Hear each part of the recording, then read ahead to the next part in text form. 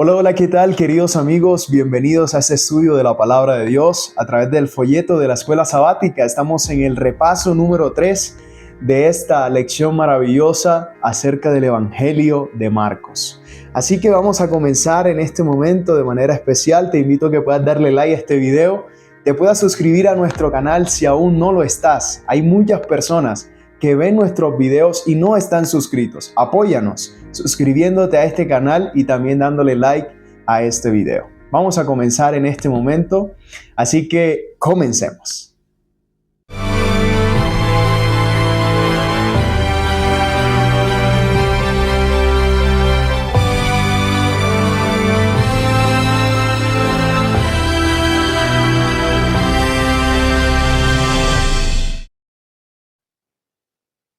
Hola, hola, ¿qué tal? Nuevamente estamos aquí para poder comprender un poco más acerca de lo que la palabra de Dios quiere decirnos a cada uno de nosotros. En la lección número 3, que titula Controversias.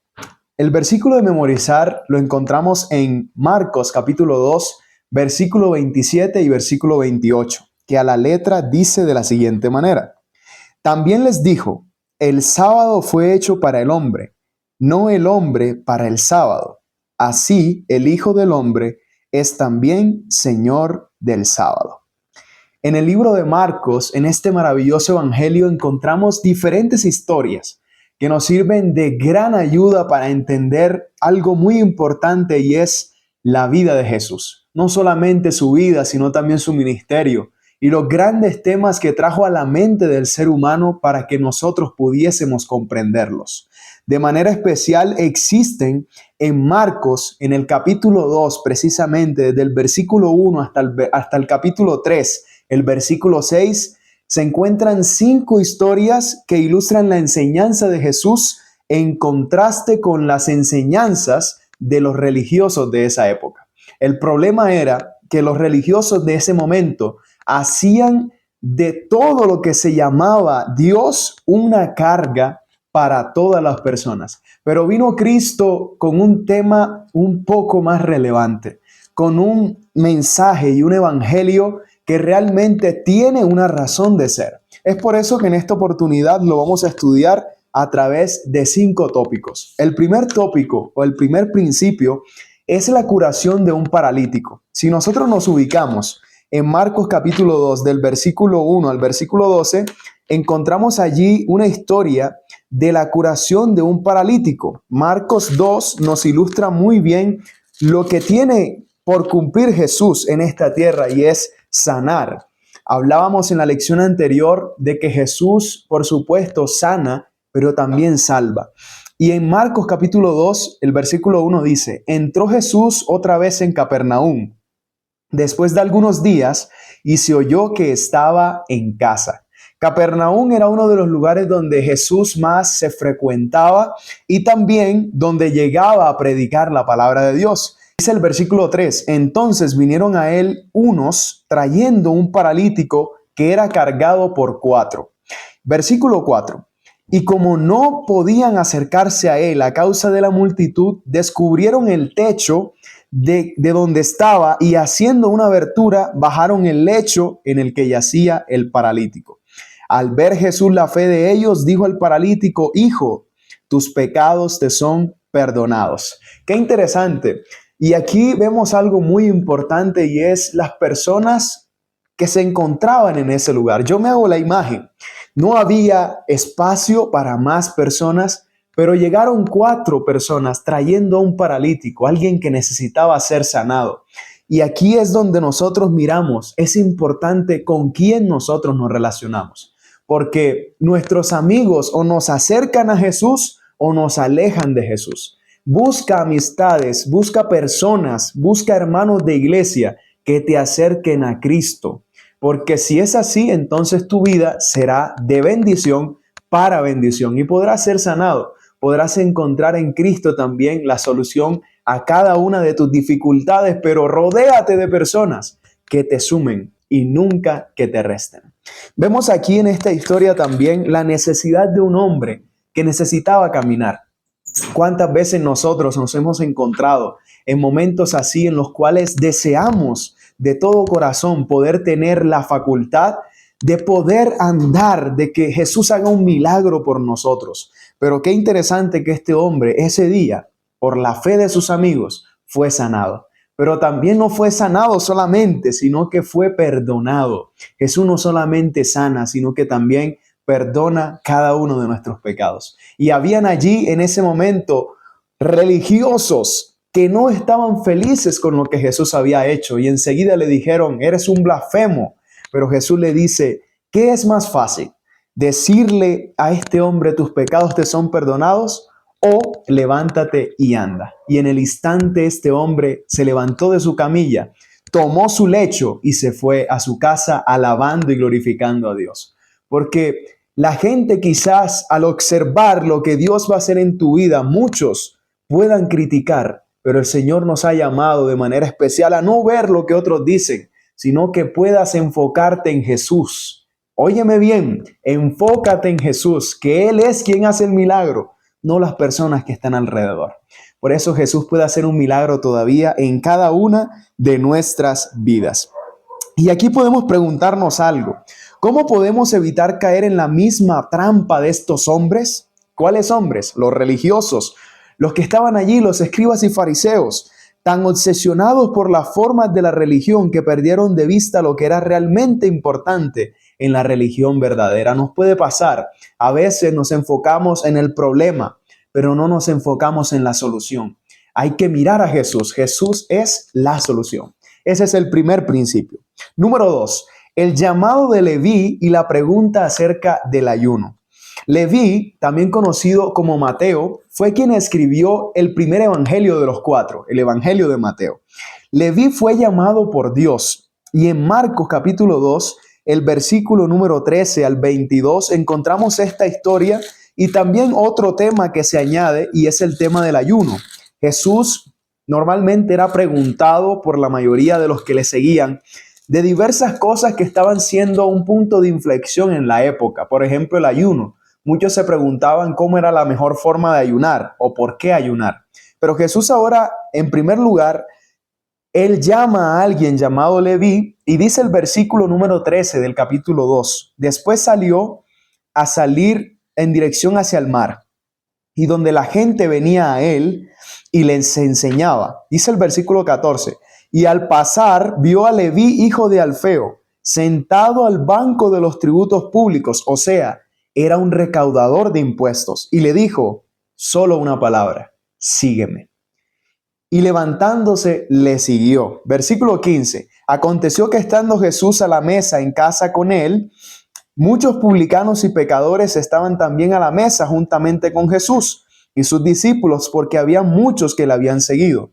Inmediatamente otra vez los escribas y fariseos le dicen, ¿qué es esto? Que él come y bebe con los publicanos y pecadores. Al oír esto, Jesús les dijo, los sanos no necesitan de médico, sino los enfermos. No he venido a llamar a justos, sino a pecadores. Jesús les responde de manera directa y les dice, yo soy el médico, yo soy la solución. Y si yo soy la solución, yo voy a ir a aquellos que necesitan de mí. Jesús no había venido a buscar sanos, a buscar personas que estaban bien. Él había venido a buscar enfermos, personas que estaban muriendo espiritualmente. Y Jesús vino por esas personas. Y quizás tú en cualquier momento te puedas sentir así. Ninguno de nosotros somos personas sanas.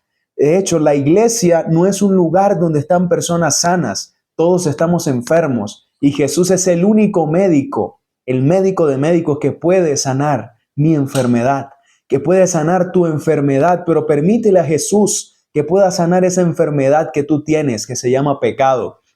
Y Él te limpiará por completo, porque como lo dice su palabra en Marcos 2:17, los sanos no necesitan de médico, sino los enfermos. No he venido a llamar a justos, sino a pecadores. Ahora vamos al tema del ayuno. Jesús es preguntado acerca del ayuno de la siguiente manera. El versículo 18 dice, y los discípulos de Juan y los de los fariseos ayunaban y vinieron y le dijeron, ¿por qué los discípulos de Juan y los de los fariseos ayunan y tus discípulos no ayunan? Jesús les dijo, ¿acaso pueden los que están de bodas ayunar mientras está con ellos el esposo. Entre tanto que tienen consigo el esposo, no pueden ayunar. Pero dice el versículo 20, pero vendrán días cuando el esposo les será quitado y entonces en aquellos días ayunarán. Nadie pone remiendo de paño nuevo en vestido viejo. De otra manera, el mismo remiendo nuevo tira de lo viejo y se hace peor la rotura. Y nadie echa vino nuevo en odres viejos. De otra manera, el vino nuevo rompe los odres y el vino se derrama y los odres se pierden, pero el vino nuevo se echa en odres nuevos. Qué interesante. Jesús ahora responde a esta problemática acerca del ayuno, pero Jesús tenía algo diferente a los religiosos de ese momento. Y era que sus enseñanzas eran tan profundas que las personas se sorprendían. Él lo ubicaba o lo ilustraba por medio de parábolas. Y en este momento Jesús entonces le dice a estos hombres, ellos no ayunan porque tienen al esposo aquí, me tienen a mí, pero cuando ya no esté yo, ahí ellos sí van a ayunar. Tercer tópico. Vamos a analizar ahora el Señor del sábado. ¿Quién es el Señor del día de reposo, del sábado? La Biblia nos muestra en Marcos capítulo número 2 que en el versículo 23 se analiza algo importante. Dice el versículo 23, aconteció que al pasar Jesús por los sembrados un día de reposo, entre paréntesis aquí, el día de reposo es el día sábado, bíblicamente, y hay mucha evidencia para decir tal razón. Ahora dice, sus discípulos andando comenzaron a arrancar espigas de los sembrados. Las espigas son lo que sale del fruto del trigo, las espigas. Ellos comenzaron a arrancar las espigas. Entonces los fariseos le dijeron, mira, ¿por qué hacen en el día de reposo lo que no es lícito? Pero él les dijo, ¿nunca leísteis lo que hizo David cuando tuvo necesidad y sintió hambre? Él y los que con él estaban, cómo entró en la casa de Dios, siendo Abiatar sumo sacerdote, y comió los panes de la preposición, de los cuales no es lícito comer sino a los sacerdotes, y aún dio a los que estaban con él. También les dijo, el día de reposo fue hecho por causa del hombre, y no el hombre por causa del día de reposo. Y dice el versículo 28, por tanto el Hijo del Hombre es Señor aún del sábado. Interesante, muy interesante lo que hace ahora Jesús aquí. Jesús vuelve a tener en cuenta ahora lo que tiene que ver con respecto al sábado. Hay algo interesante aquí. Jesús responde con la historia cuando David comió los panes de la preposición cuando era sumo sacerdote Abiatar. ¿Saben? Los panes de la preposición eran reemplazados durante el sábado. Por lo tanto, el viaje de David pudo bien haber sido una huida de emergencia ese mismo día. Es decir, Jesús ahora argumenta que si era justificado que David y sus hombres comieran de los panes de la proposición en sábado, entonces estaba justificado que sus discípulos recogieran granos y los comieran en ese día. Jesús indica además que el sábado fue creado para el beneficio de la humanidad, o sea, para el hombre, y no a la viceversa. Y que el fundamento de tal aseveración o de tal declaración es que Él es el Señor del sábado. Qué interesante. Jesús no está poniendo por debajo el sábado. Él lo está exaltando. A pesar de que sus discípulos arrancaron las espigas en ese día, Él les hace una ilustración de que David también en momentos de necesidad tuvo que comer del pan de la preposición en día sábado, pero los fariseos y los escribas habían hecho del día del Señor incluso algo tan difícil de llevar que muchas personas también, me imagino, y puedo llegar a decir que muchas personas también ya estaban aburridas de tan difícil que era, ¿verdad?, con los escribas y fariseos llevar una vida delante del Señor de la mejor manera. Ahora, vamos al cuarto tópico y titula de una manera interesante, Historia Sándwich, parte número 1. Si vamos a Marcos capítulo 3, el versículo 20 al 35, encontramos algo muy importante en lo cual nosotros podemos meditar. Marcos capítulo 2, el versículo número 20 al 35 nos muestra algo interesante que quiero compartir con cada uno de ustedes. Dice la palabra de Dios de la siguiente manera en el versículo número 20. Y se agolpó de nuevo la gente, de modo que ellos ni aún podían comer pan. Cuando lo oyeron los suyos, vinieron para prenderle porque decían, está fuera de sí. Pero los escribas que habían venido de Jerusalén decían que tenía a Belcebú y que por el príncipe de los demonios Jesús echaba a los demonios. Y habiéndolos llamado les decía en parábolas, ¿cómo puede Satanás echar fuera a Satanás? Les pregunta Jesús y les dice además, si un reino está dividido contra sí mismo, tal reino no puede permanecer. Y si una casa está dividida contra sí misma, tal casa no puede permanecer. Y si Satanás se levanta contra sí mismo y se divide, no puede permanecer, sino que ha llegado su fin. Ninguno puede entrar en la casa de un hombre fuerte y saquear sus bienes si antes no le ata, y entonces podrá saquear su casa. Y dice además, de cierto os digo que todos los pecados serán perdonados a los hijos de los hombres, y las blasfemias donde quiera, cualesquiera que sean. Pero cualquiera que blasfeme contra el Espíritu Santo no tiene jamás perdón, dice el Señor. Y dice, sino que es reo de juicio eterno, porque ellos habían dicho, tiene espíritu inmundo. Y luego dice más adelante que vienen y le dicen, ahí están tu madre y tus hermanos. Y Jesús le dice, no he aquí que mi madre y mis hermanos es todo aquel que hace la voluntad de mi Dios, la voluntad de mi Padre. Ese es mi hermano, mi hermana y también mi madre. Qué interesante. Jesús ahora, de manera especial, estaba liberando la vida de personas que estaban cautivos por Satanás. Pero ahora estos escribas y fariseos, al ver que Jesús hacía esto, comenzaron a insultarlo y a decirle que lo que él hacía realmente no era bueno. ¿Saben? Qué triste que muchas veces otras personas no miren lo grande que el Señor quiere hacer en nosotros.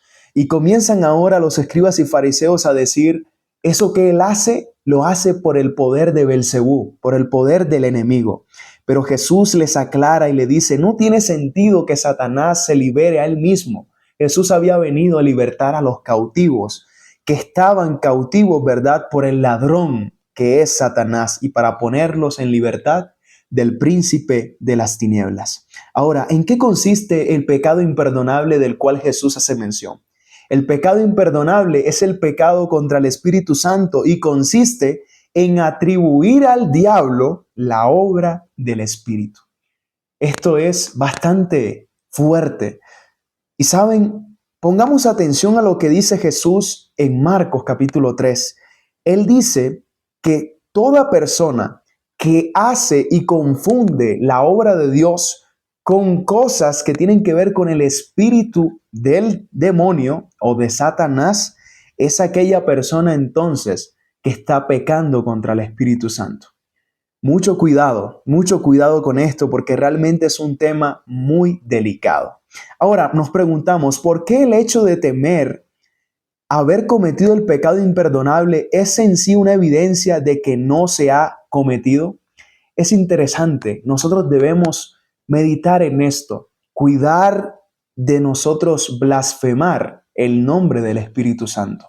Debemos cuidarnos, debemos permitir que el Espíritu Santo hable a nuestro corazón cada día. Y vamos al quinto tópico, que es historia sándwich, parte número 2. Jesús ahora hace una alusión a aquellos que son su familia. Aquellos que son su familia son aquellos que hacen lo que el Señor ha mandado, o sea, la voluntad de Dios. Si tú haces la voluntad de Dios y sigues lo que el Señor dice en su palabra, entonces haces parte de la familia de Jesús.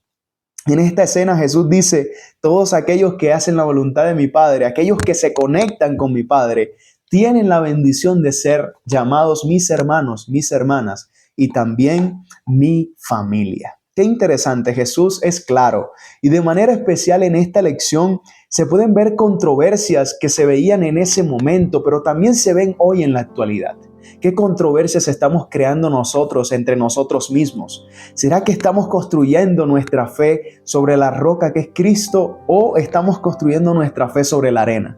¿Saben? Lo que les pasó a los escribas y fariseos es que ellos tenían ahí a Jesús, pero ni siquiera teniendo a Jesús de frente pudieron darse cuenta que realmente Él era el Hijo de Dios. Y duraron todo el tiempo, todo el ministerio de Jesús acusándolo, todo el ministerio de Jesús creando controversias, pero Jesús aún respondiéndoles, ellos no entendían. Tal situación es la de muchas personas hoy. Y puede ser la situación de nosotros, tanto tiempo andando con Jesús y todavía creamos controversias. Tanto tiempo andando con Dios, siguiendo sus caminos, estando en la iglesia y aún nosotros estamos fallando en muchas cosas. Pidámosle al Señor que de manera especial Él pueda ayudarnos a que si vemos a alguien que está caído, le levantemos en el nombre de Cristo. Si has visto un hermano o una hermana que está pasando una dificultad, no te pongas a criticar, no te pongas a crear controversia. Al contrario, ayuda a ese hermano, ayúdale y preséntale a un Jesús que todavía quiere salvarlo. Preséntale a un Jesús que quiere darle vida eterna. Y esa vida eterna la encontramos en el Evangelio. Porque como lo dice el deseado de todas las gentes, en la página 258 dice, toda religión que combate la soberanía de Dios defrauda al hombre de la gloria que le fue concedida en la creación y que ha de serle restaurada con Cristo. Toda religión falsa enseña a sus adeptos a descuidar las necesidades, los sufrimientos y los derechos de los hombres. El Evangelio concede un alto valor a la humanidad como adquisición hecha por la sangre de Cristo y señala a considerar con ternura las necesidades y las desgracias del hombre. El Señor dice, haré más precioso que el oro fino al varón y más que el oro de Ofir al hombre. Isaías capítulo 13, el versículo número 12. Pensemos en esto. ¿Cómo puede la iglesia local llegar a ser familia para quienes tal vez la familia inmediata los ha rechazado a causa de su fe? ¿Cómo podemos nosotros, en medio de un mundo que rechaza a todos aquellos que están con la traición, con el dogma, con una religión que no es, también cegados por el odio y muchas otras cosas, cómo podemos nosotros ayudar a esas personas? Ponte a pensar en eso. Y por último, profundicemos mucho más acerca del pecado imperdonable y pidámosle al Señor que nos ayude a seguir firme en sus caminos hasta el final, sin controversias, sino con la verdad, sin controversias y presentando a un Jesús que todavía nos quiere salvar. ¿Te gustaría a ti, querido amigo, aceptar este mensaje de Dios? ¿Te gustaría a ti, querido hermano y hermana, que escuchas desde cualquier parte, en Colombia, en cualquier lugar del mundo? Quiero decirte que el Señor te está esperando y desea que estemos cada día más firmes en su palabra. ¿Quieres tú esto? Entonces escribe acá en los comentarios, querido Dios, yo quiero estar firme en tu palabra. Y vamos a orar para culminar con este estudio. Gracias, querido Padre Celestial, por la oportunidad que nos regalas de estudiar tu palabra. Pedimos que la podamos, Señor, llevar a la práctica, a practicarla, Señor, en nuestra vida y que el mundo pueda darse cuenta que aún Jesús quiere en este mundo no causar controversia, sino dar salvación, sanar, dar sanación, Señor, a todos aquellos que sufren y todos aquellos que están por caminos incorrectos. Ayúdanos, Señor, a hacer esa bendición para otros. En el nombre de Jesús lo pedimos. Amén y amén. Que el Señor te bendiga grandemente y nos vemos en una próxima oportunidad para seguir estudiando la palabra de Dios. Bendiciones.